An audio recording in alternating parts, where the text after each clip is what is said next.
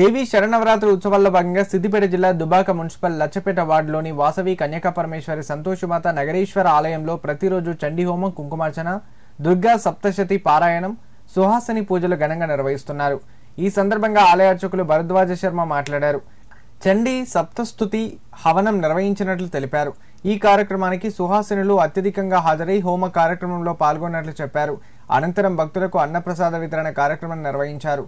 కార్యక్రమంలో ఆలయ ప్రధాన అర్చకులు ముదిగొండ ధరణీనాథ శర్మతో పాటు భక్తులు, సుహాసినీలు అధిక సంఖ్యలో పాల్గొన్నారు.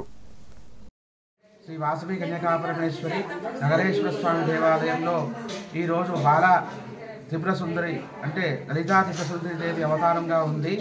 ఈరోజు ఇప్పుడు ఇంతకుముందే చండీ హవనం, సప్తశతి హవనం అనేది పూర్తి చేసుకున్నాము. ఇప్పుడే లలితా సహస్రనామ కుంకుమార్చన పూజా కార్యక్రమం అత్యంత వైభవంగా జరిగింది. ప్రతిరోజు ఇక్కడికి చాలామంది ముత్తైదువులు వస్తుంటారు. మరి ఈరోజు కూడా చాలామంది ముత్తైదువులు వచ్చారు. చక్కగా లలితా సహస్ర కుంకుమార్చన, కుంకుమాభిషేకం చేశారు. తర్వాత అన్నప్రసాద వితరణ కార్యక్రమం కూడా బ్రహ్మాండంగా జరిగింది. ఈరోజు కార్యక్రమంలో భాగంగా మరి చండీ సప్తశతి హవనం జరిగింది. ఈ సప్తశతి హవనం అంటే 700 శ్లోకాలు, సప్తశతి హవనం అంటే 700 శ్లోకాలు ఉంటాయి.